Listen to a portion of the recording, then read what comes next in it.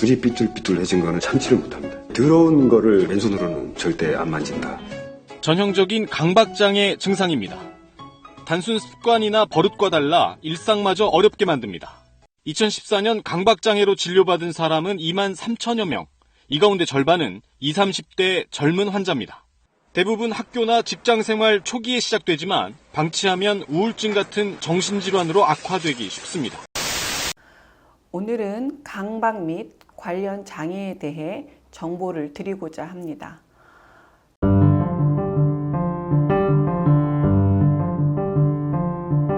강박은 무언가에 집착하여 사로잡혀 있는 심리 상태를 말합니다.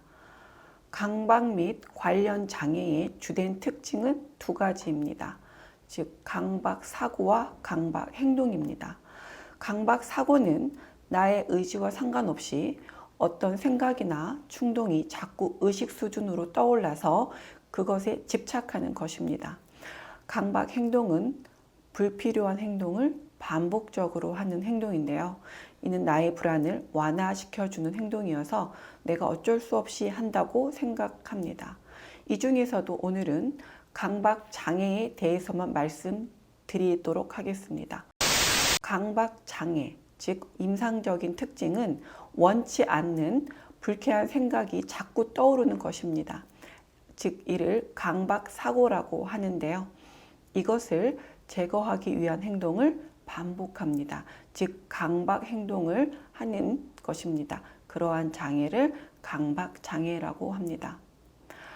다시 한번 말씀드리면 강박 사고는 내 의지에 상관없이 반복적으로 의식에 침투하는 고통스러운 생각, 그리고 충동적으로 떠오르는 부정적 이미지입니다. 예를 들면 음란하거나 근친상간적인 생각 또는 공격적이거나 신성모독적인 생각 또는 오염에 대한 생각, 또 반복적인 의심, 또 물건을 순서대로 정리하려는 충동 등을 말합니다. 강박 행동은 외연적 행동과 내연적 행동이 있습니다. 즉 강박 사고로 생긴 불안을 없애기 위해 지나치고 부적절함을 알면서도 하게 되는 외연적인 행동은 씻기, 청소하기, 정돈하기, 확인하기 등입니다. 반면에 내연적인 행동은 숫자 세기, 기도하기, 단어 반복하기 등이 있습니다. 모든 강박 장애에서 강박 행동과 강박 사고가 항상 함께 나타나는 건 아니고요. 강박 행동 없이 강박 사고만 나타나는 경우도 있습니다. 강박 장애로 진단받은 경우는 강박 사고나 강박 행동으로 인해서 자신이 현저한 고통을 경험하거나 그러한 생각과 행동에 많은 시간을 소모하는 것, 혹은 중요한 기능에 심각한 손상을 초래해야 합니다. 가정과 회사, 학교에서 타인들이 눈치를 챌 수 있을 정도입니다. 역학을 살펴보면 1년 유병률은 0.6%, 평생 유병률은 0.7%입니다.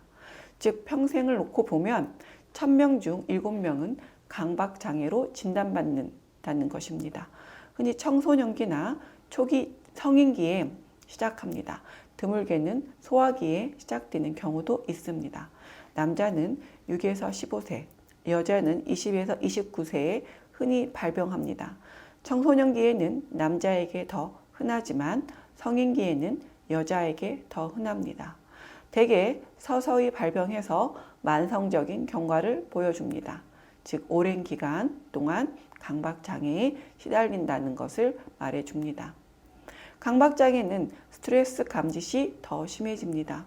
강박장애와 함께 나타나는 공존 병리로는 우울증, 불안장애, 강박성 성격장애, 협식장애, 뚜렛장애 등이 있습니다. 강박장애의 원인에 대한 이론적 입장을 한번 살펴보면요. 정신분석적인 입장은 한 개인이 학문기에 억압된 욕구나 충동이 있었는데 그것이 재활성화된다고 보는 것입니다. 즉 무의식이 의식에 떠오르게 되면은 불안을 경험하게 되는 것입니다. 이때 개인은 4가지 방어 기제, 즉 격리, 대치, 반동 형성, 취소를 사용합니다. 격리, 아이솔레이션은 사고와 그에 따라오는 감정을 단절시킵니다. 예를 들면 공격적 강박 사고를 하는 사람은 사고 내용에만 집착하고 그에 따라오는 분노 감정을 경험하지는 않습니다. 대치, 디플레이스먼트는 본래 욕구를 다른 것으로 대체하여 위장함으로써 불안을 감소시킵니다. 예를 들면 자물쇠 잠그는 일에 집착함으로써 부부 갈등이라는 위협을 피하려고 합니다. 반동 형성, 리액션 포메이션은 자신의 실제 욕구에 반대되는 방식으로 행동합니다. 예를 들면 강박 사고에서 나타나는 공격 충동과 달리 평소에는 매우 친절한 행동으로 일관합니다. 취소, undoing은 이미 벌어진 일을 어떤 행위로 무효화하려는 시도입니다. 예를 들면 신성 모독적인 강박 사고를 지닌 사람이 성수 세례를 통해서 죄 사함 받듯이 물속에 머리를 담그는 강박 행동으로 죄의식이나 불안을 감소시켜 줄 수 있습니다. 생물학적 입장에서는 뇌의 전두엽의 기능 손상 때문이라는 주장과 세로토닌과의 관련성을 주장하고 있습니다.